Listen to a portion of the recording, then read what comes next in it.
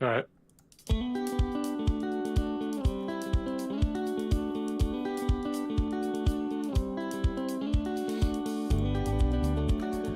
All right, everybody, what's going on? Welcome back to another episode of 904 Fishing. I am your host, Alex. Today we are joined by Nick, as always. And I am. How's everybody doing today? And we're also joined by Dallas, who you guys have seen on the channel before, but it's his first time being on the podcast. What's up, everybody? Glad to be here. Thanks for having me, Alex and Nick. Absolutely, man. It's fine. Yeah, It's dude. nice to finally get you on. About time. Yeah, no kidding, no kidding. Nick, Dallas, if you guys want to go ahead and introduce yourself, tell us a little bit about yourself for those that maybe don't know. Who wants to start first? I'll let the guest go, Mr. Dallas. All right. So, as Alex mentioned, I'm Dallas. I've known Nick for, I don't know, Nick, how long have we known each other? 7 or 8 years?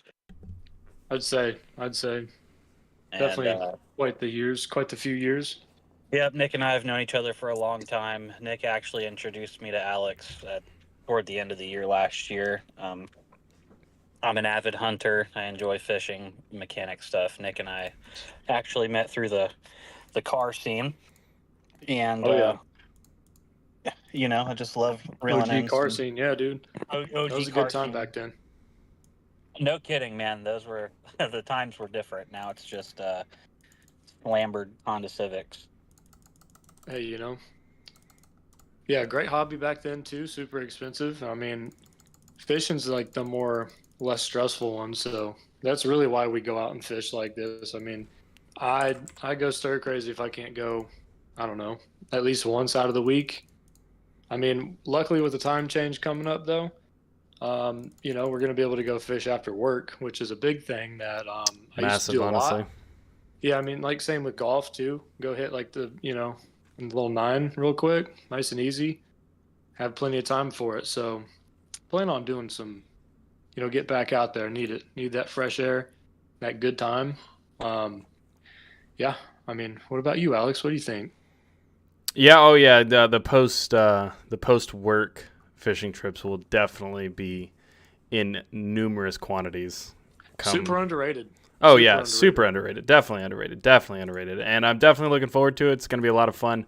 It's one of those things that you get off a long day of work, and when you go home and the sun's down, you're just sitting there and you're like, all right, well, I guess I'm home. Yay! Yeah, And you can't do anything, and you're like, fuck. Yeah. I mean, darn it, Much. dang it, shoot. Oh yeah. Way she we're goes. we're trying to keep it more PG. I do apologize. I'm trying to keep it a little more Yeah. family friendly here on the 904 Fishing Show, but sometimes we get excited, and I'm excited to go fishing, as we all should be. Words were made to describe things and depict Couldn't- things, so I couldn't agree think that's more. really just it right there. How everybody knows that feeling. That's what it feels like. There's no other way to explain it. But yeah, I mean, and we need to get Dallas out there. Oh yeah. We're going this weekend, Oh, absolutely. so Absolutely. yeah. We are. yeah, we're gonna get out there Sunday. We're gonna try to do some things. Supposed to get maybe some rain tomorrow, but Don't matter. that shouldn't affect everything. I mean, it's been pretty chilly throughout this week. Great and beautiful in the day, like perfect primo in the daytime, nice and sunny. But damn, it's been getting chilly at night and in the mornings. Saucy. Yeah, it has actually. With some frost, dude. I actually had to defrost the windshield this morning. I was like, oh, hello. Good morning. That happened Tuesday. What about you, Dallas? I know you got some. It's cold out there where you are, so I mean, I know you got some frost out there. Dude, Nick and Alex, we talk about this all the time. It's infinitely colder where I am compared to where you guys are because I don't live in the concrete jungle. And I got to tell you, you know, we were talking in our group chat yesterday. I left. I don't know what time did I text you guys. I left at 3 o'clock Oh, in it the was. morning. Yeah, I was about to say. Yeah, you texted us at like 1, 2 in the morning, and you didn't get home till like 11 last night or something ridiculous like that. Wild Yeah, man. on top of that, I Madman. hadn't slept. But yeah, when I left the house yesterday, I mean, when I went Absolute inside for work insanity. last night, I mean, it was like 72, and when I left, it was 30, and I was like, hmm Hey guys, what happened? what's going on? What are we doing here? What? Yeah, I had to turn the defrost on. I turned my heated seats on and everything. I'm like, oh my god, I wasn't dressed for this. I know. Dude, I'm fine with it though, man. Like, because then, okay, it's a little chilly in the mornings, but it warms up so quick and gets to that just primo in the sun temperature, dude. ooh. It's Oh, yeah, perfect for fishing, and it kills me that we haven't like It is we all perfect for work, so fishing. we can't go. We all have to work for a living. Dang it! I said the same thing yesterday, man. When it finally Can't heated believe up this, dude. after the sun broke through and it started to warm up a little bit, I was like, oh my gosh, this would be literally the perfect temperature to be out on the kayaks or out on a boat and just go do some hardcore fishing for the day. As opposed to softcore fishing. I mean, Yeah. let's go ahead Maybe and get even the trail going. easy core So- fishing. You know. The soft core fishing, in my opinion, is Rainbow River bluegill fishing. Hey, there you go. Nothing I wrong was with gonna that. say, Nothing wrong is with the that. plot is the hot take like freshwater maybe or saltwater? Like which one do you gotta like fish harder for? Oh, saltwater. Oh, saltwater 100%. every day. No contention. Okay. Not even close. Saltwater fishing is. Oh, we lost Nick. Yeah, he does that. He pops in and out. He'll be right back. Saltwater fishing is infinitely more challenging than freshwater fishing. I'd I mean, you agree have to think- 1,000%. I In feel like freshwater, you throw out a piece of bread on a little bread ball on a little hook, and anything that's in the water will eat it. yeah, Facts. But what I do it both are nice, but definitely like dude, saltwater is where it's at. I mean, it's different, The more risk that there is, I'd say. Yeah. Oh yeah. I am very ready for the black drum spawn in the next couple of weeks. Oh, it's going to be a good one. It's mean, going to it's be a good coming up, one for sure. It's But probably like freshen out there right now. oh, absolutely.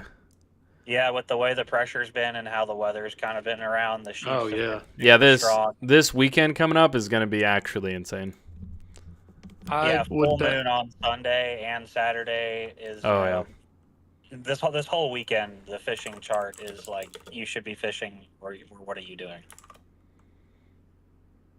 It's yeah, exactly. But I'm looking forward to this weekend. Did we decide where we're going this weekend, or?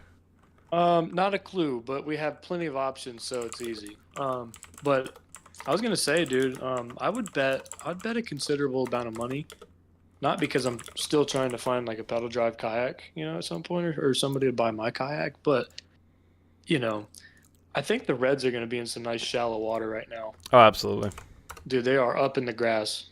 I know it. I know that they're in shallow 1000%. water and on those beds and everywhere through there, just enjoying that nice warm sun. Oh yeah.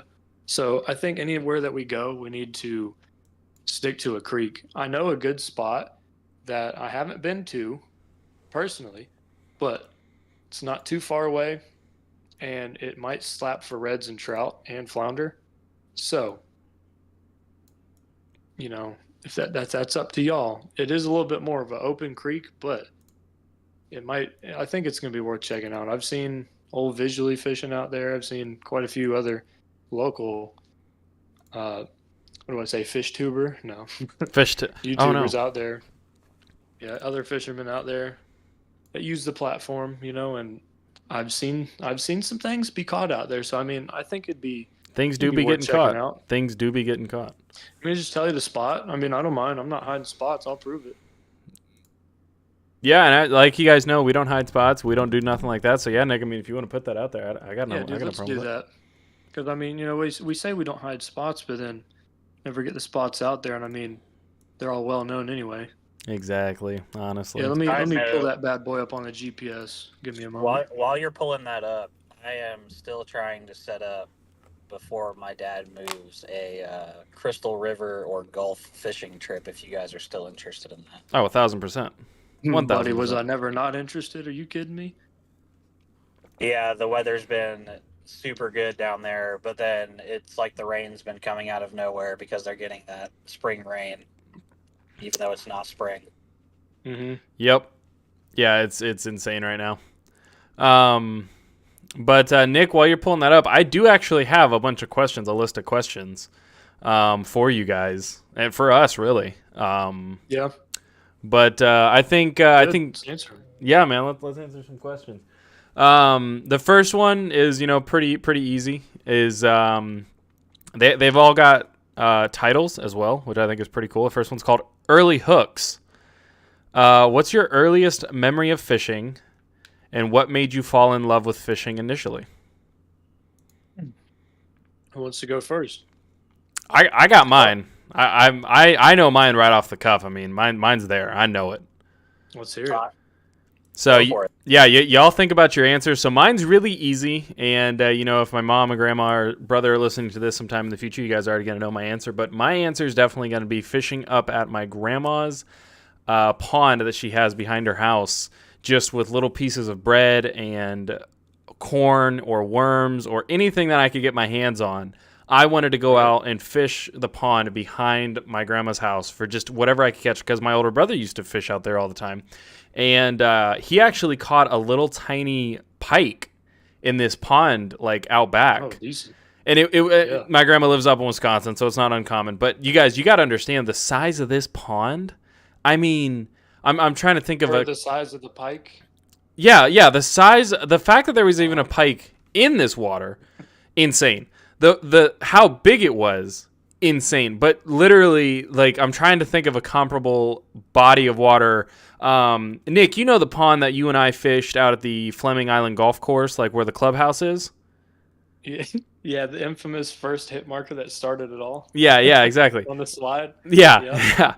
Like that pond, it's like a quarter the size of that pond. This is a tiny little retention pond in a public park that he caught this massive pike on.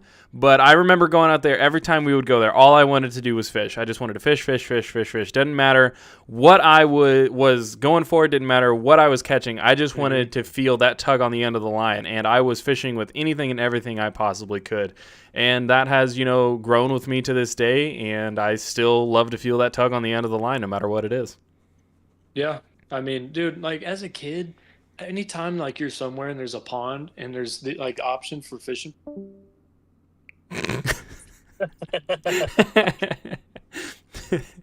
He does that. I don't know. I think he's either something's up with his phone or he's hitting a button or something. I don't know what's going on, but yeah, no, that happens sometimes on the podcast. I wish you could insert that sound clip of him. Right. So I believe my mic cut out, and that's really, really tough. So forgive me if I was interrupting. Where am I at? No, you're good. No, we heard when there's a pond and then you cut out. Dude, I hate that it keeps doing that. I don't understand why. I think I might be a little too far from the route or whatever. But yeah, anytime there's a pond at someone's house or like wherever you're staying at as a kid, and they're like, yeah, we got fishing poles, go fish. It's just like this, the world stops, and it's just such a cool moment. And I mean, dude, then you're out there catching little brim, and who knows? There's always, I feel like the memories for that. You think of that, like one decent, like maybe bass that you caught, like you're normally catching bluegill, and you're just doing the same thing and catch a bass. I mean, that's crazy. I'd say for mine though, I'm gonna say it was out there at my uncle's lake on his property, crystal clear lake. There was gators and stuff, but I think he took care of them pretty decent. I had this cheap rod. I was probably maybe 9 years old, and had these like red lures. They were like black and red sparkle, like Yum, or what's the other one? You got Yum, you got Zoom, you got Daiwa. It was Zoom. It was it's Zoom, gotta be Zoom. Red and black. I think it was a worm. Classic. Yeah, it was a worm, dude. And all I was doing was trolling it in this little those you sit in it and it's a double paddle boat or whatever. Oh yeah. So we were on that, and dude, I just cast out by this lily pad and just let it drop down and was trolling it. And I could see it through the water. I'm talking crystal clear. This is out there in Interlaken, and dude, I saw this big donkey bass just come swimming up from the bottom straight towards my lure, and I was like, oh my god, dude, it's about to slam it. And dude, he just slammed it, and that right there, I'm gonna say that really did it, because thinking about it, I know afterwards that's fishing was on the mind a lot. But like bass fishing ponds that you're just riding your bike around with your buddies, and then you get a first bait caster, which is big deal, like a decent one. Big deal for bass fishing ponds with your buds. Those were good times. Those really led into it too, because then I couldn't really fish the same spots because I don't want to get trespassed or anything. So I'll just go to open spots. And yeah, that's how honestly that transferred into saltwater. Yeah, that's a pretty easy transfer, I think, over. Yeah. Dallas, what about you? What do you think Reckon got you into fishing? What's your earliest memory of fishing? Super easy for me too, actually. So, fishing has been a thing in my family for a long time. My grandfather was an avid fisherman, and as you both know, my dad is an insane fisher. But for Can me, confirm. we grew up. We spent every summer at Kingsley Lake Campground. I know you guys know where that is, and for those of you Oh that yeah, don't, it's in Stark, Florida. So we I'm had a, very familiar. Sorry. oh, I know you are. So we actually used to go to Camp Landing a lot, but Kingsley Lake Campground, we had a campsite. Well, Am I still talking? I was Am I about trans- I was about to say It cut out a little bit. yeah, I was I about to thought say it was we me. heard Kingsley Lake Campground and then you cut out. Sorry, my mom was calling me. All good, all good. Anyway, No so worries. we had our lot, our RV lot was right at the boat ramp. We had the best lot in the whole campground, right at the boat ramp, right at the beach. Everything was right there at that intersection. Very And we nice. used to go down there to the boat ramp because there was obviously a dock at the boat ramp. And we would drop lines in, and well, they would when I was young. I mean, I was probably 4, and I just watched them fish. And I just remember that my dad was like, "Here, I'm going to give you this. I'm going to put a worm on it and just cast it out a little bit because it was starting to get dark." And he said, "If the bobber goes under, just start reeling it in." And I kid you not, kind of the same deal like with what Nick said. They cast it out, and there was nothing. There were no fish there like there normally were. And this huge bass just comes out of the Yep. shadows and just swallows it and Yeah, dude. just eats the bobber underwater. And I was like, "Oh, what do I do?" My dad's like, "Reel it in." My papa was freaking out. It was just the Yep. coolest thing ever. And I was like, "All right, well, I'm always good." That was just the best feeling for me. I knew that I knew then at that moment that I was always going to enjoy it. And with saltwater, it's a little different because you don't really get to watch the fish hit the line, but at the same time, Dude, not insert knowing is the best thing though, too. insert Because it clip of me running down the beach. insert clip of that and me having that. Remember that one over there, that big butterfly ray, just peel and drag. That's the thing, not knowing what it is though, but kind of knowing.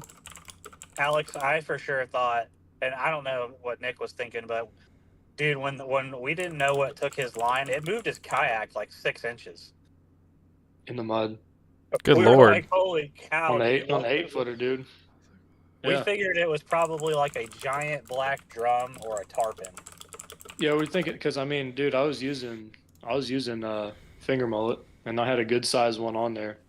Just Carolina rig out there on the bottom over there at Moultrie Creek. What was that? Lewis Point to the right Yeah, of that with that the channel big marker. pylon. Yeah, the channel marker right there. I think on like outgoing. Yeah, because we were already out for the day, and yeah, y'all, something massive took it. Also, Peyton, what's up, dude? I hope you're doing all right. We need to get out there and fish with old Pater, dude. Couldn't agree more. Old Peyton, Couldn't yeah, agree dude. more. Like, get out there, do Been a some minute.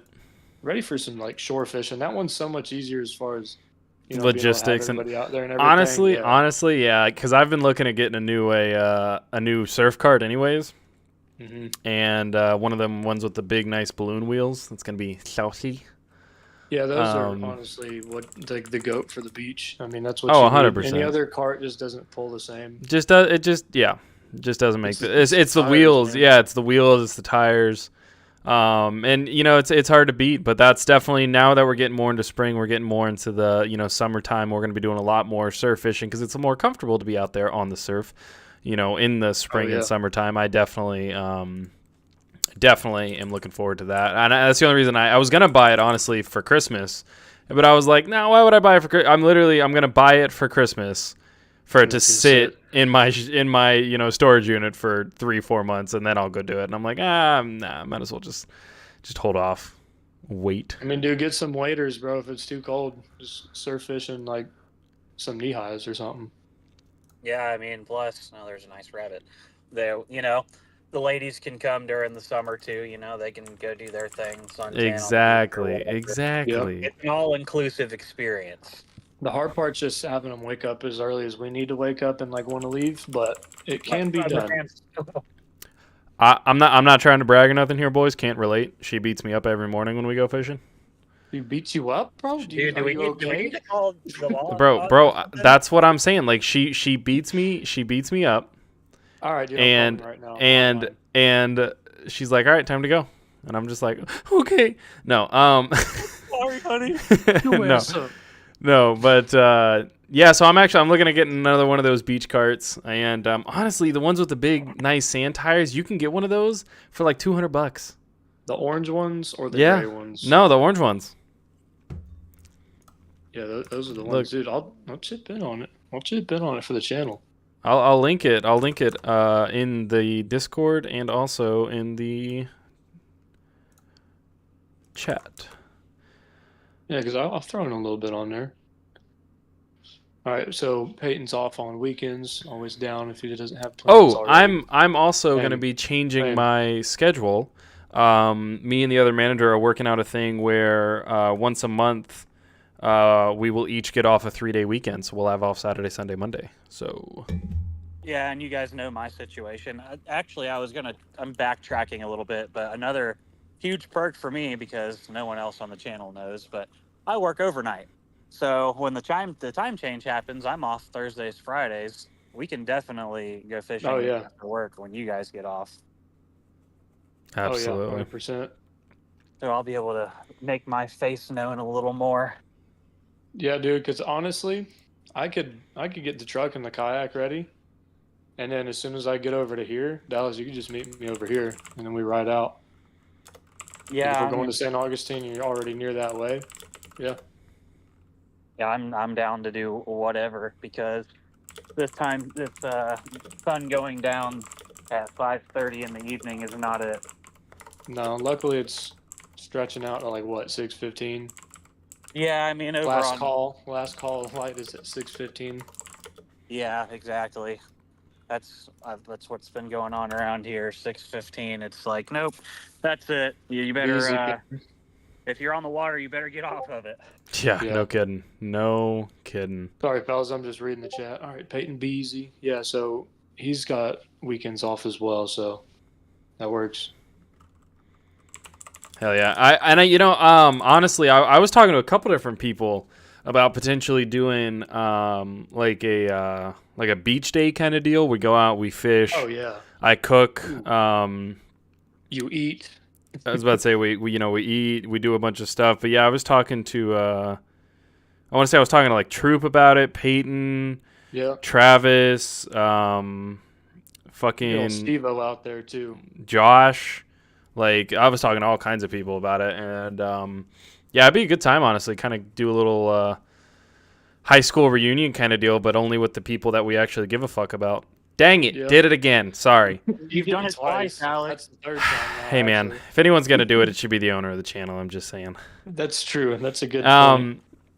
But yeah, keep an eye out. We've got some stuff in the works. We're pretty excited about it. But moving on to the next question, I want to ask you guys. Challenges and triumphs kind of deal. What has been the most challenging moment while fishing, and how did you overcome it? Who wants to go first? I got a good one that can set Dallas up for a good one too. Oh, Go please, for it, I go already for it. know, but do it. All right, dude. It was the Sea-Doo incident in the kayak. Oh my God, that covers both of us. All right, go ahead. Yeah, it was the Sea-Doo incident in the kayak. Whenever me and Dallas were out there, we put in at the lighthouse boat ramp. Actually, there's a right down the street from that lighthouse, like the OG, the lighthouse in St. Augustine. There is Oh yeah. this little put-in that you can put right there at low tide or high tide, probably. But so we put in there. It was fine incoming tide. On Hung out near Magnolia like Street. yeah, hung out over there near, like in that intercoastal near Sandbar. We're hopping out, beaching the kayaks, just kind of wade fishing around a little bit. And so we went further out in the channel where there was some more docks, and it was pretty deep. So this is like across from Anastasia Island. So at the point of where Anastasia Island is, top left corner, if you're looking at it, facing the normal way north, that's where all the boats hang out. And that's right there at that inlet near Porpoise Point. So we kind of ventured near the docks and everything, and we were trying to catch like really whatever, but On the way back in, Dallas, do you want to finish the rest of the story? You can, but I'm just gonna insert here. Nick almost got clapped by a dolphin. Oh yeah, dude. Oh my god, I forgot about that. But Yeah, Nick's dude, we were just by a sitting there with dock and his he line. came up. Nick's just sitting there with his line cast out, and this dolphin just like basically jumps over his kayak. No, no way. It came straight they out of were- the water next to you, bro. Bro, they were like within 15 feet. Like they were pretty close. Which is cool, though. Which, to be fair, is a lot closer than you want to be to marine aquatic life when you're sitting that low in the water. I mean, Just saying. a dolphin or a shark, you know, but for a fish, that's fine. But Dolphin, yeah, that shark, was, whale, porpoise. that was an experience, right? I forgot about that, dude. And that Atlantic sharp-nosed shark that came out from under the dock underneath me where we were fishing. Oh yeah, because you were thinking it was a cobia and it was a damn shark. Good thing I didn't stick my hand in the water. Yeah, for real. Yeah, but on the way back in, dude, there was just like a bunch of dudes on like rental sea-doos. Like As 6 of always. them, As always. And you know, it's in a no-wake zone, and we're obviously in kayaks just paddling back in against the current, which is ripping out because it came in and then was going out as we were coming back in. So, and there's like boats going by, so there's already some wake from that. But these dudes on these sea-doos are just doing like donuts in the water, and then they're like going by us, definitely over wake speed. It's like probably like 4 of them, and they're just like the quadruple wake, dude. It was so scary because then the wake was coming, and it was like there was stacking, so it was like 2-footers where it definitely would have swamped us. And luckily there was like a square of docks to our right, so we were able to get in between the two, and they were pretty far apart. So luckily, I mean, dude, it was full panic, like paddle, paddle, paddle, don't freak out, try to stay calm. Yeah, I was about to say, like, get back. Like we got to get out of here. Like there was no outrunning it either. And we had been in the sun all day. We were tired. Yeah, and we're fighting up current. Yeah, dude. And so luckily I was like, Dallas, go right now. Like, hurry. And then just full steam ahead pretty much. And we got behind there, and luckily, because it's floating docks, so luckily the one to our left actually helped us out, and the one behind us. Like we got behind there as soon as the waves were coming up to it, where it definitely would have swamped us. I can't remember who got in there first. I think it was Dallas. I think I was like the last, and it was. You were right behind me, but it was still That's easily the most terrifying fishing moment I've ever had. Yeah, it was pretty goofy. But we made it. The jet ski guys were just laughing at us. I'm like, "Are you serious, bro?" This is how Yeah, people dude. drown. I was pretty mad. It's usually how that Does that goes. answer your question there, sir? I should say. I was gonna say mine was like I went out with too much gear, and it was hard to fish because I had too much gear. Too much really? gear. I wasn't I don't think I've had like a experience like that. Like the closest I've had to that with Nick was when you and I went out last time on the kayaks, and like the current was moving pretty quick, but like that, I don't know. Dude, Nick and I were out at Good Moultrie point. Creek. I got to send Alex that video of the water. I mean, it gets sketchy out there sometimes. I'm gonna text you the video in the group chat, Alex. But yeah, no, that definitely answered the question. That actually kind of brings us more or less to the next one, because you're talking about like I was talking about my gear and you were talking about your kayaks and whatnot. But do you guys have a favorite piece of fishing gear or equipment that you can't go without, and what makes it your favorite? All right, I'm gonna put some thought into this one. I got y'all. I know mine. You guys can think about that. I know Dallas is doing stuff. Nick, go ahead and think about it. Mine is very easy because it's a new one. Prior to purchasing this, it would have been basically any of my Daiwa gear, because my Daiwa gear is pretty top notch. I love it. It does what I need it to do every time, never fails me. But currently, it is my pedal drive kayak, and I know I've just beating a dead horse and talking about this thing nonstop on every podcast, but genuinely, That's a good point, though. I feel like it's really taken my fishing to the next level. It's really given me, a curve and an advantage on fishing that I didn't think would be super, as much of an impact as it has been lately. But yeah, having a pedal drive kayak is definitely indispensable, and it's definitely my favorite piece of fishing equipment because it just it opened up an entire new realm of fishing. I mean, where I'm planning on taking it offshore to go for some tuna and some king mackerel. So, it's one of those things that not king mackerel, kingfish. Which actually, are they king mackerel or no, different species? But anyways, Spanish mackerel. that's the one. Two different ones. I'm combining them. But yeah, it's opened up an entire new type of fishing, an entire new species for me, and it's really just changed things. So it's definitely my go-to. Well, that's quite the that is a good piece of gear. I'm over here thinking about pliers and shit. I know what mine is. All right, what's yours, Dallas? I have 2. Is that okay? Yeah, man. Okay, so the first one, Nick actually just said it. Fishing pliers.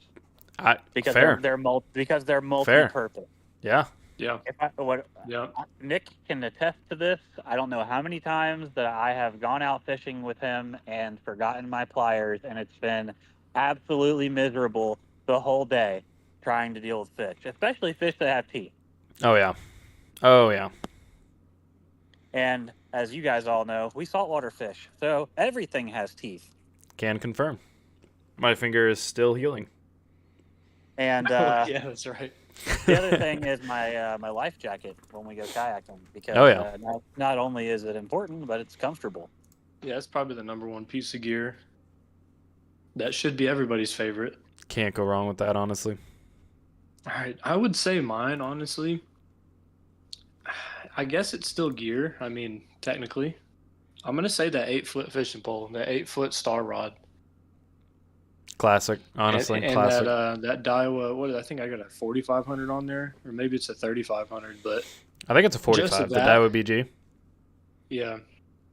On the 8-footer? Yeah, I mean, dude, that one, so I say that. I know it's a fishing pole, not necessarily a piece of gear, but I mean, Dallas covered pliers, those are great, but great set of pliers. Can't go wrong. Alex said the pedal drive. I mean, I say that because you can fish with it in a kayak, you can fish with it on the shore, you can fish with it from like a bridge, or like a dock or a pier. You can fish with it, off of or onto pylons. You can use a boat, like everything. Just because it's everything rod. I really appreciate that about it because. I can bring a 7-footer and then I can bring the 8-footer for if something gets a little crazy, but it's just nice having the options that really you could do anything with it as far as fishing wise. Oh yeah. Can confirm, caught my first speckled trout on that 8-foot in the surf. Yeah, dude, like the kayak, like it feels so much nicer to go out there and do it a lot easier. I mean, it's just I guess how I can sum it up. There you go. Very nice, you guys. Well, love those answers. Loving all the answers so far. The next one is kind of, I don't know, not. I mean, hopefully it's not too personal of a question, but it's mental oasis. Can you speak on how fishing serves as basically like a form of meditation or mental escape for you? Like, how does fishing affect your mental status? I want to go first. There you go. You're up. All right, so for me, I, for a long time, have had anxiety and depression, and Nick can confirm that for a long time I let it get the best of me, and fishing is... Yeah, we're getting real here. Oh, yeah. Fishing is the best relief for both of those things. It's just a time where it's just you and a line and a reel and whatever bait you put on the end of it and whatever fish decides to take a bite out of it. And nature. Right. I just feel like you get to, it's very serene for me because not only are you outside breathing in fresh air and nature, but you're also doing something multi-purpose, right? I mean, a lot of people catch and release, and sometimes you have to release what you catch because it's not the right size FWC. But the second part of this is, I enjoy the fact, and it makes me feel good that I can harvest what I catch. Like if I know that I'm going to go out there and I'm going to catch my lunch, that makes me feel even better. Why I like saltwater fishing over freshwater fishing. Yeah, makes you feel self-sufficient, reliable. You know. It fulfills Proud. a lot of voids for me. Yeah, I hear that, dude. Very nice. Hopefully that's Very a good nice. answer. That's a great 110%. answer. Yeah. No, 100%.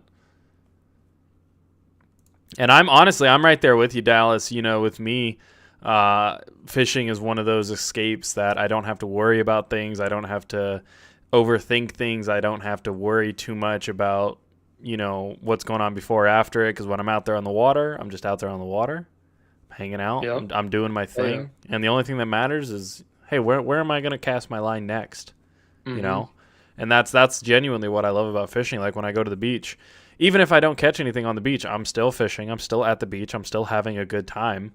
Mm-hmm. You know, it's you can't beat that kind of rest and relaxation whenever you go out. So even and I've had people ask me that before when I go out and I don't catch anything, and they're like, "So you just wasted your day?" And I'm like, "No, it's not. That doesn't work like that." And they're like, "Yeah, but you didn't catch anything." And I'm like, "Well, that's not the point." And they're like, "Well, what's the point of fishing if not to catch anything?" And I'm like, you don't get it. Like, I wish it were that easy, bud. It's hard to explain, but like it's not all about catching fish. Stop asking so many questions, bro. I just skunked out all day. yeah, right.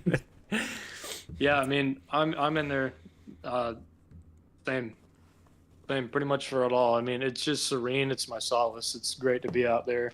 It's good exercise. You're out there in the sun. You're getting fresh air. You're getting great views. You're catching good fish. If you're not catching good fish, then guess what? You're making great casts. You know, I mean, it's just so nice. And I'm trying to get my camera out there. I have it out of the storage unit. I've been messing around with it. I want to bring it to capture some good pictures because it's just so nice, y'all. I mean, it's just so pretty out there.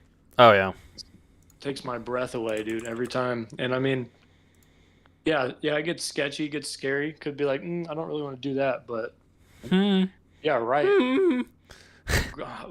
Great risk comes great reward. I mean, absolutely. Honestly. But yeah, y'all take a look at that spot. Don't forget about that spot that I sent. Might be kind of fire. Might be. Gotta love it. Hell yeah, we'll take a look at it. Going a little more into like the dream world again. Dream fishing. If you guys could fish anywhere in the world, where would it be and what would you fish for? Ooh. Mine's easy. That's a good question. I got mine. I've known mine. I've known mine for years. Let's all say it at the same time. Ready? There's a little bit of a lag time. There's no way we're gonna all have the same fish. You know how many different species of fish there are? Oh, fish or places to fish? Yeah, well, no, both. Like, where do you want to go fishing, and what do you want to catch there? Why don't we all answer the place first, and then we can talk about fish? Yeah, that's what I was thinking about. All right. Well, hang on. Are we doing like water, continent, country? Staying in the States? It doesn't matter. Okay. Doesn't all right. matter. Okay. All right. Ready? All right, hold on. 3. Everybody gather their answer. 3. I got mine. Ready? 3, 2, Okay. Yeah. 1. South America. Montana and the rivers catching salmon. Montana? I don't know. Somewhere up there. I've never fished like that. I feel like mine's such a worldly answer now. Oh, Lord. You said Montana. Dallas said the Keys. Did you guys hear what I said? No. Partially.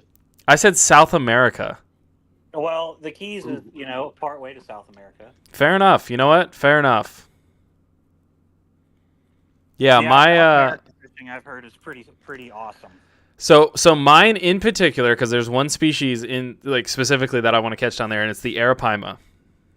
Like that is my that is one of my, if not my number one bucket list fish, easy top 3. Yeah, I kind of want to change my answer now because I mean, how dare I go against my saltwater code? Oh, hey, the arapaima, that's a freshwater fish.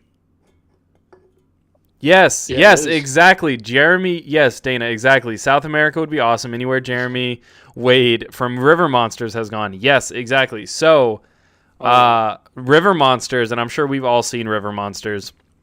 It's one of those ones that, it's one of those shows that I feel like everyone who's super, super into fishing has seen at least once, or you've at least heard of it.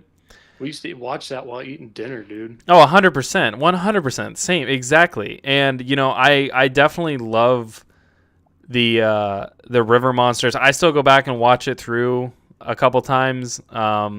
I can't remember exactly how many seasons there are of it, but did you guys hear why River Monsters ended? He caught every fish. He caught every fish. He caught every monster fish you can buy. Like, they didn't want to end the show. They just ran out of fish to catch. That's why the last 2 seasons he's in the saltwater, because he had no other fish to catch. He caught all the big ones. Yeah, I would not go to Noble to fish. Oh, right now, at least. It was So absolutely insane. No, you're good. There. Snakehead and Chernobyl. Oh, wow, interesting. I didn't know that. If it wasn't so radioactive, like, let's say if there wasn't, war going on, but if it wasn't so radioactive, yeah, it'd be cool. But, I want to change my answer. Can I change my answer? Yeah, man. Yeah. What you got? So if you guys didn't hear him before, his original one was Wyoming. Or, I'm sorry, Montana. My bad. Montana. Up there, yeah. Montana fishing for salmon is what I heard. Yeah, that is what I said, and that'd be cool. But honestly, what was the question? So it was So let's see. Dream fishing destination. If you could fish anywhere in the world, where would it be, and what would you fish for? St. Augustine, dude. Going for tarpon.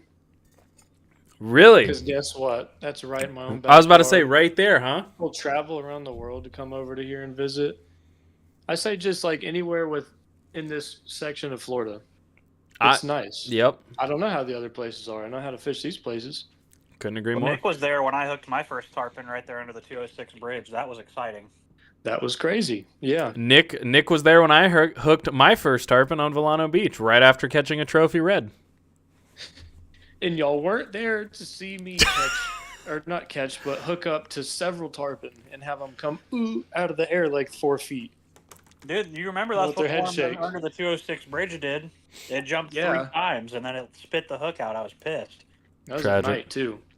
That was. We didn't know what it was, and then it started jumping out of the water. We were like, oh my. Yeah, dude, we were over there geeking. We were losing it, dude. Gotta love it. But St. Augustine for tarpon, gotta love it, gotta respect it. Nothing wrong with tarpon. Nothing wrong with tarpon.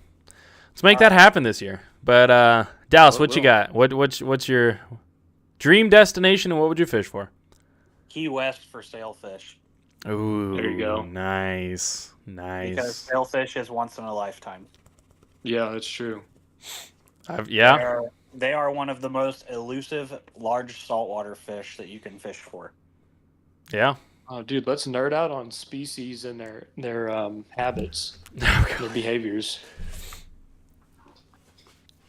The thing about sailfish. Sorry, I'm smashing some more of these hot and honey chicken tenders. Publix classic. Hot dogs for a second, but I was like, "What? He's having chicken."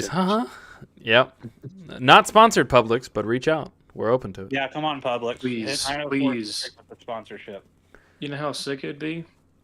You'd have just like a 904 fishing sandwich. You know how many meal for ones we've all ingested while fishing? Oh my god! Every time afterwards, or it's a classic. It's a classic. Quiches in the morning right before we leave. Yeah. Absolutely. Yeah, the only thing about sailfish is like they only run one time of the year, and you have to go like 45 miles out to find them. And you either get, Lake Atlantic Ocean, Gulf of Mexico, or you get the worst weather that you could and waves you can think of, and you just can't fish for them. Exactly. But that's like you're saying, Dallas. It's kind of a one shot deal. Like conditions are either good or they're not, and you're either going to catch them or you're not. There's no in between. Well, yeah, it's not like marlin. You can go to the Gulf of Mexico anywhere from here to Texas, and you can go on a charter for marlin. Oh yeah. Sailfish. That's nice. I like that one. Oh yeah. Ice fishing would be cool. I've wanted to go ice fishing too, actually. I've heard, and it seems a lot of fun. I was watching a YouTube video yesterday, Mav Outdoors, and he was fishing in this like hard side ice fishing house basically, Dude, Yeah. this thing was insane. It had heat. It had a fireplace. It had holes in the floor. It had cameras for like the fishing. It had sonar built in. It had a gas stove. It had a bathroom. It had a shower. Like it had all kinds of stuff built into this thing, and like beds that lowered from the ceiling and stuff. And I'm like, this is insane. Like this is Wow. next level ice fishing. I would be happy. I would be happy with a hole in the ice and a chair. I would be fine with that. Yeah. But these guys, oh my gosh, the kind of ice fishing I've seen this dude do is insane. Would you say that that's the only really way to ice fish in the cold, or to fish in the cold, is you basically just have to extended camp? And that's Over on the I've lake, the frozen lake? I've seen people do that where they get these insane setups for ice fishing, and it's crazy to watch these guys go out there and basically set up what is essentially a mini house, like a mini mansion, and like set everything up. It's insane. I couldn't imagine doing anything like that. I'll go ahead and link it in the chat for you guys if you guys are curious about it. But yeah, it's insane. Like he makes tonkatsu in the little shack that they have. It's insane. You know, the world record sturgeon was caught in an ice hole ice fishing. Was it really? Yep, in 2019. How about that? I did not know that. They had to bring a shovel out there, and they had to Get it out. Yeah, they had to waller out the hole and make it like 3 feet wide. Yeah, that doesn't surprise me. That really doesn't surprise me. I'm gonna look this up. World record sturgeon. I was watching a video on it the other night.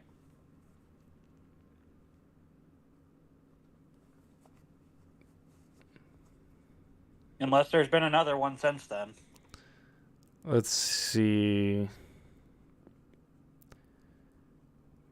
Oh yeah. That's insane, dude. Can you imagine? Oh, dude. That's. Oh, dude, it won't fit in my shack. They had to stick a GoPro in the water to see how big it was because his head wasn't fitting through the hole. God. And sturgeon are one of those fish, like they're dinosaurs, You know another fish 100% that I'd really love to go fish for is I forget where this place is. It's in Canada, and it's in northern Canada where you can see the northern lights and stuff. I forget. I'll have to look it up. I wanted to go there so bad when I was younger, but they have this.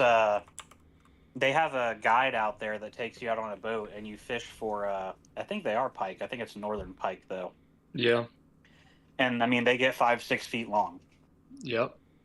Yeah, it's insane. Always wanted to go do that. Go to those specific cabins. I have to think of the name of them. There's no way. There's no way that this is. Is it insane? There's no way this is accurate. So the largest unconfirmed, just because of how long ago it was. The largest unconfirmed, and unconfirmed is in quotations, it's more or less accepted by most people as the record. But because it was so long ago, it is, a little sketchy, it says. So in 1827, that was quite a bit ago. In 1827, a female beluga sturgeon was captured in the Volga Delta at a whopping mass of 3,463 pounds. This massive fish measured about 23 feet 7 inches in length, making it the largest sturgeon ever caught at the time.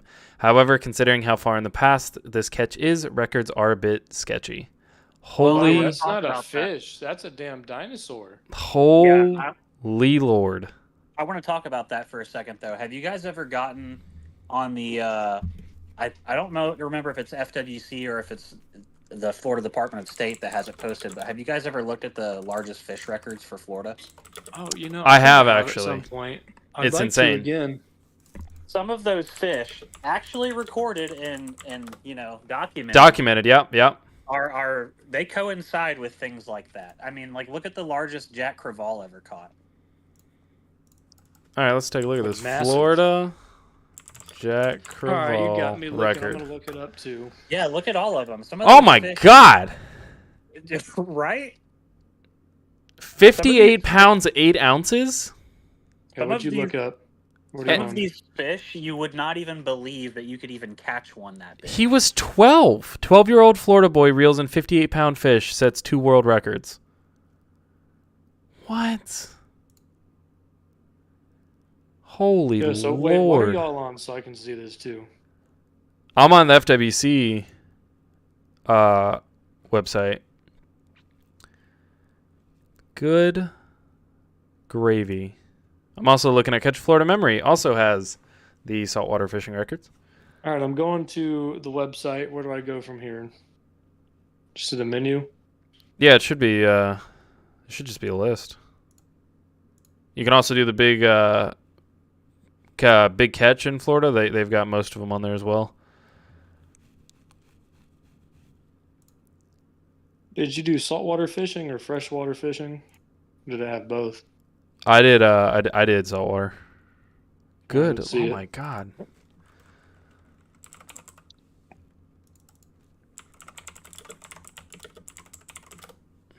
Yeah, the largest tarpon ever caught in Florida, caught on conventional tackle, was 243 pounds. Dang. The biggest black drum ever caught in Florida was 96 pounds. God, Lord. It's a big pompano. What? Guess where it was caught? Wait, hang on. Did you say black drum or pompano? Said Black pompano. drum. Oh, black drum. Oh, okay. I was about to say, there's no way there was a 100-pound pompano. Guess where they caught it? St. Augustine. Fernandina Beach. Fernet, really? No way. Yeah, it was caught in Fernandina Beach. All right, boys, we're going for a record this weekend. Suit up, tackle Who up. knows, dude? Oh my Lord, Florida. Let's see. No, we did Jack Crevalle. What's redfish? Florida redfish record. Current Florida state record for redfish is 52 pounds. Jeez. That is a beefy fish. That is. That is a beefy fish. Good Lord. So I'm trying to find like Spanish literally where they're at. mackerel. I'm on Florida saltwater fishing records, but not really finding anything great. Oh Go my to Catch God. a Florida Memory. That's where it's all recorded. Oh, okay. Oh my Lord. Dude, guess how big the Spanish mackerel record is? Spanish mackerel, What is it, like 95 65? pounds. No, pounds. Like, yeah, guess how big it is? 90 pounds. No. More? Is it over 100? No, it's not over 100. It's you guys are way off. Go 50 smaller. pounds. 60 pounds. No, according to this, the record Spanish mackerel was 12 pounds caught in 1984. Now, to be fair, Spanish mackerel don't get that big. I'm feeling like a 12-pound Spanish mackerel is going to be pretty hefty. Yeah. I'd imagine so. Oh my God. See, we could set some of these records like That's what I'm saying, dude. Oh my, the record whiting is only 2.8 pounds. Really? Something's up here. That seems small, no? 2.8. I mean, think about like a 2.8 pound bass. I know they're different, but Yeah, I guess. I don't know. It just seems low. Yeah, a lot of these are like a lot smaller than you think they'd be. and just for the record, I still can't even like access the full list like what y'all are seeing. The biggest marlin is 1,046 pounds. Someone send me a link, please. Programs, records, click all tackle at the top.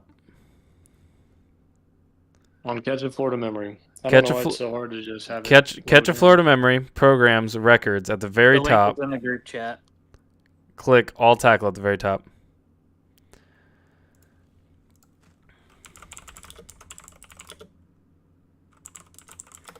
Yeah, Dana is asking Records what all the tackle. Yeah, there you go. Dana's asking what the largest crappie record is in Florida. Dana, I'm assuming you mean black crappie because I'm pretty sure we don't have white crappie down here. There's no picture attached to these. Black crappie, known locally as speckled perch or specks, are a cool weather favorite in Florida. Crappie weighing up to 2 pounds are common. The state record for crappie in the state of Florida is currently 3.83 pounds. Oh, wow. I feel like I've beaten that. That's a pretty big crappie. I feel like I've beaten that. I swear I have that on video of me beating that. Biggest flounder, 21 pounds.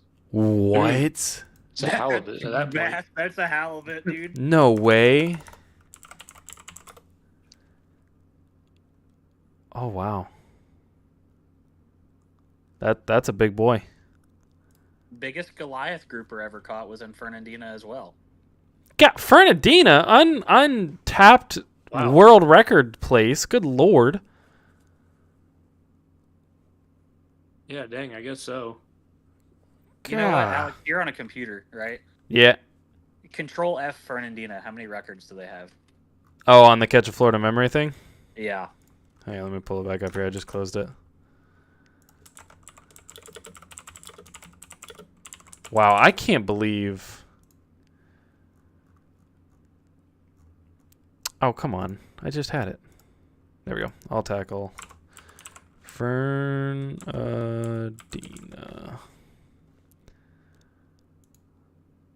According to this, just those two. Fernandina, or Goliath grouper and black drum. Fernandina is always cool to fish, though. It's a good spot through there. I want to see, is any of this, let's see if any of this is like local. Isle Morada, isn't that kind of close? Where's That's Isle in the Morada? Keys. Oh, okay, never mind.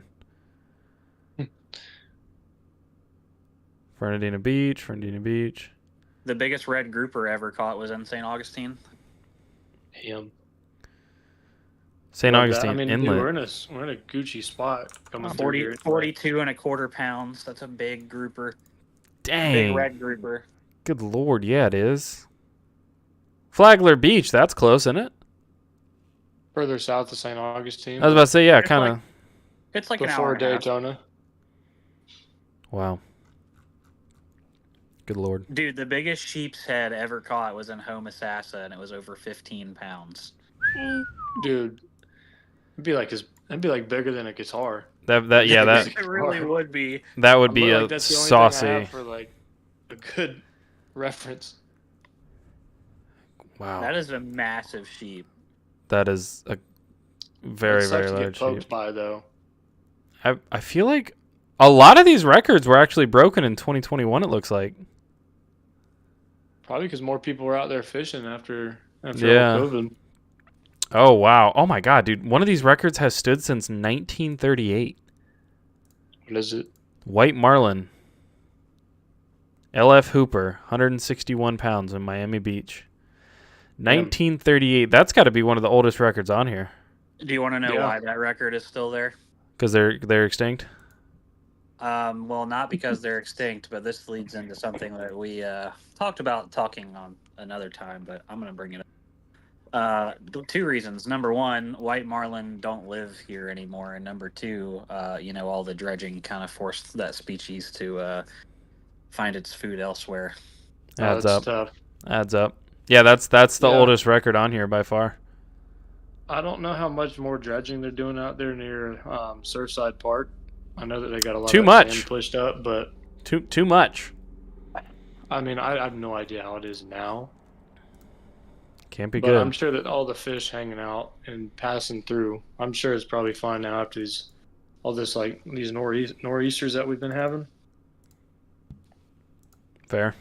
Like it's fixed itself a little bit, but still, I know what y'all mean. It's probably not as sandy. It's probably just more coquina shells now. Who knows? I mean, you can find them in the Keys, but you have to go to where the water is over 100 meters. Whereas, like totally different fish, I know, but you can catch mahi 5 miles off the shore. And tuna, like what? Just maybe a mile? Oh yeah, you could fish tuna comfortably in a kayak off the beach. You just have to get to the ledge. Yeah. which to your point is about a mile. God, wow. All right, we definitely got on this tangent. For I was about to say we guess. definitely got off on a tangent. I've got one last question for you guys brains. before we wrap it up. But fishing traditions. This is a good one. I like this question. Are there any particular traditions or superstitions that you follow when fishing?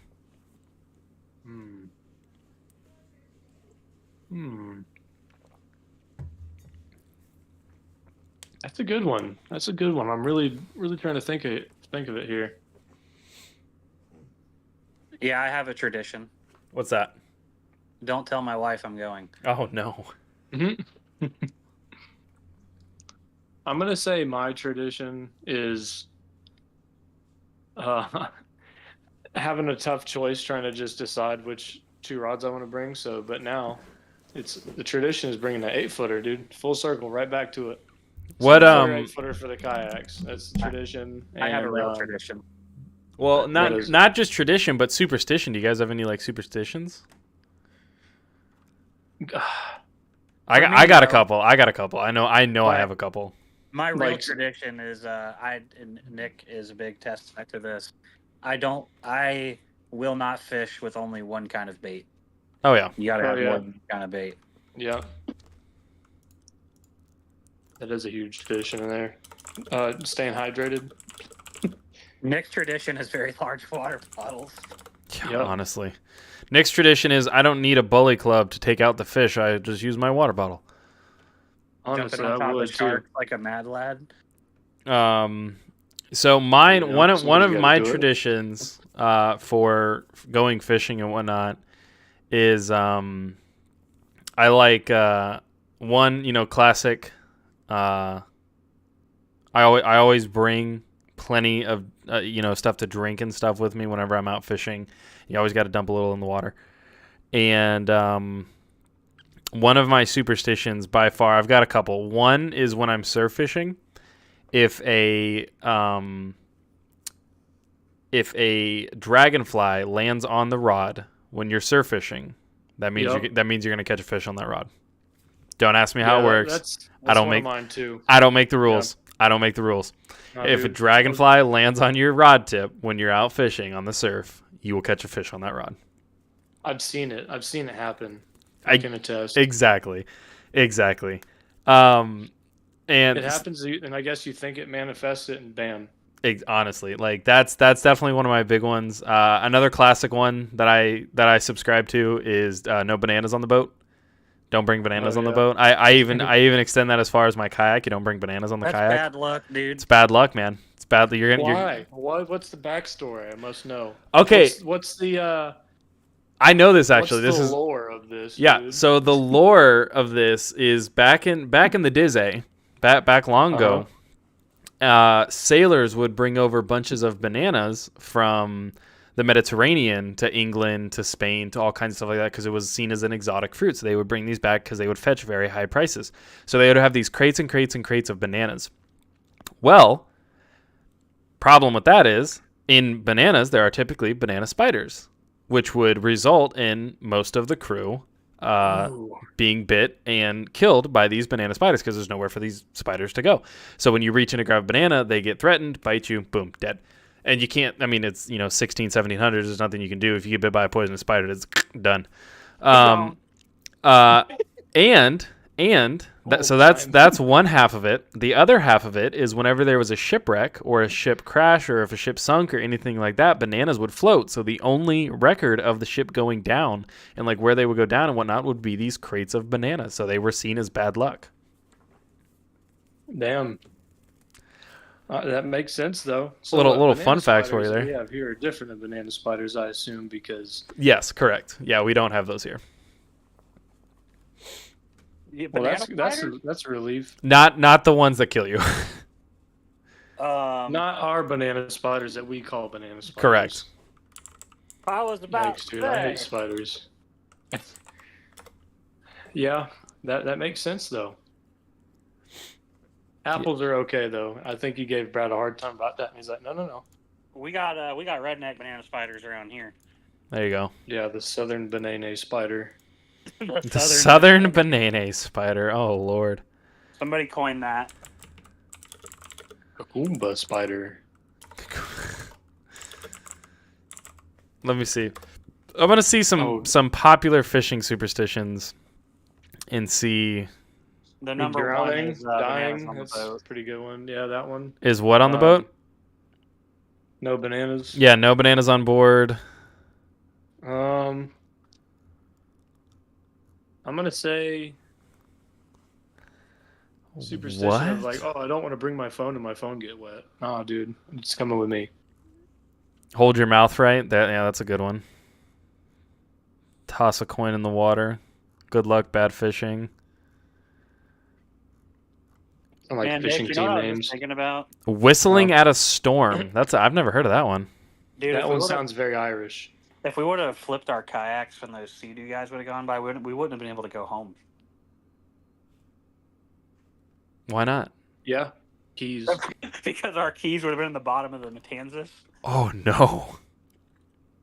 Yeah. Oh, that's okay. That's a pretty good one. Lucky hats. You guys got a lucky fishing hat? Oh yeah, I got several. Yep. And they've proven Classic. My white Huck hat with the digital camo on the front. Classic, honestly. Like my avid angler hat, the tan one. And then when we're on the kayaks, that straw hat with the American flag on the bottom of it. Yeah, the sun hat. Yep. Yeah, I say shout out avid angler. I love that hat. I need to get probably another one. It's been a while. They just, dude, they're such nice hats. They just wear so well. It's like Alex's. Like, see how it's not too tall or nothing, and it has that mesh on the back. Dude, that's pinnacle of snapbacks for me. And their snapbacks. Yeah. Oh yeah. Yeah. See, like one of those hats. Yeah. I've just been informed that my dog chewed up my sun hat. Oh no. Oh, that is super unfortunate, and that's something absolutely must be tragic. Damn, dude, Blue's got to buy you another one. Ooh. Dude, have him get out there and cut the yard. I'll go get him shaved and we'll call it even. Hang on, this is one that that Nick and I have definitely done before. I think without even realizing it. But not getting a right, set the rod down and have something to eat or take a leak, and just as sure as you start, your lure or bait will get smashed. Oh yeah, every time, dude. Every time. Every time. Which is fine, because then I'll just do that on purpose.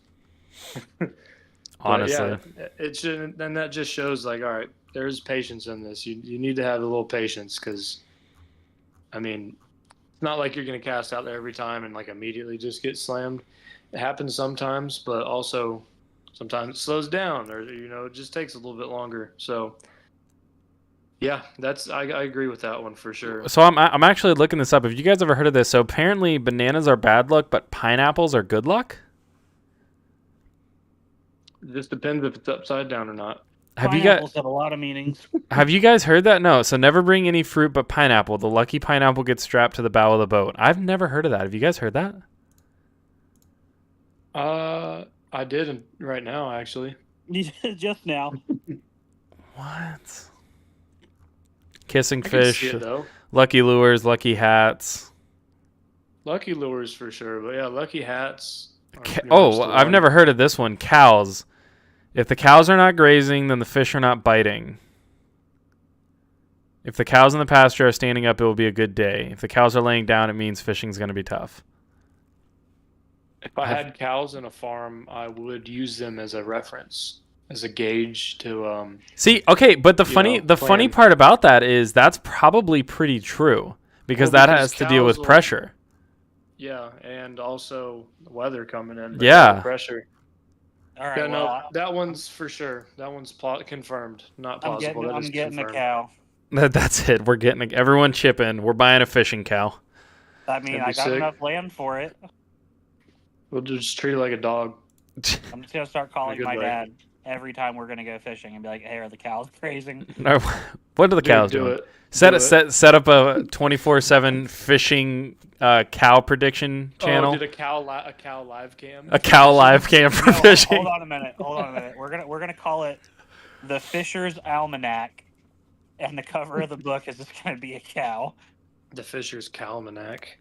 Oh, what you the said? almanac. Oh my lord. Oh no. The fishing Calmanac. calendar. But Tossing the first fish back in. Another tradition among anglers is to toss the first catch of the Yeah, I day do back that. to the water. The Oh, superstition what am I- holds that if you keep your first fish, the waters notice your greed and the fish become elusive. Ooh. Ooh, or mysterious. you're Yeah. me and you toss back the keeper mangrove and then you catch catfish for the rest of the day. You know, sometimes the turns table, but I'd say if I catch a good keeper red or something, especially reds, just because I feel like how they're trophy fish, but they taste great. If it's been a while, usually with fishing, if I catch something decent and I've just got back out there after a break or whatever or something, probably the first decent one I'll let go. I'll let them Confirm. live, Been there. and then try to catch them again. Like then, whenever Alex catches them, like a week later. Literally. Okay, so all right, so this is the whistling one. I didn't know about this. So there's a superstition that whistling can bring about bad weather, especially strong winds. This belief traces back to old sailors who thought that whistling could anger sea gods, causing a storm. Interesting. I like that. Speaks to me. It tingles the Irish in me. Right? Honestly, I might. All right, no more whistling on the waters, boys. Jeez. Oh, that's a good one. I do this one. I don't think we do it initially, honestly, right now. Anyways, but this one, the first time you take a new rod out, if you don't catch anything on it, the rod is bad luck. I agree, 100%. If I take a rod out and I don't catch anything, that rod is retired. I am returning it. It's going back. It's bad luck. I'm not going to catch anything on it.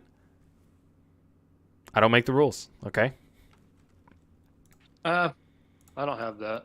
Well, That's how I if feel about they're not my eight good footer. rods, I got options, but I grab the ones that I like that I know I catch stuff on. So I feel that to an extent. Sorry, keep going. That is absolutely how I feel about my 8-footer because, Nick, as you know, Yeah. every time we take it out, Every time you're like, bro, I don't know about this one, man. and then I grab one of your rods and hook up a fish instantly.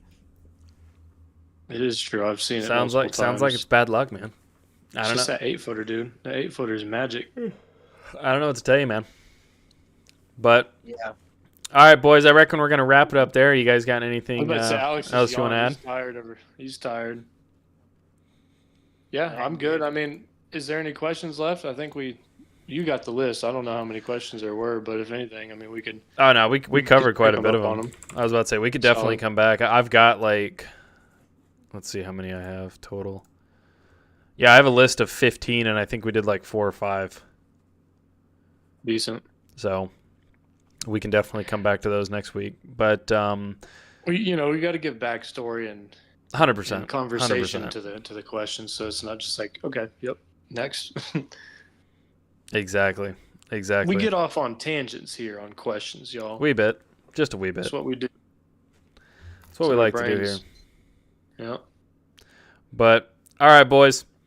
Reckon we're gonna wrap it up there. We'd like to thank everybody for tuning into this episode of the 904 Fishing Channel, and thank you for Dallas and Nick for tuning in and providing your commentary and whatnot. We'd love to see it. We'd love to have you with you here.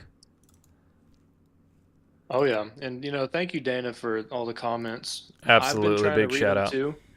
But yeah, well, it's always nice that you're there in the comments for us on the videos. So we appreciate that very much. Absolutely. And Peyton, I don't know if he makes it to this far, but anyway, we had Peyton come in there. We went to high school with him. He's a good dude.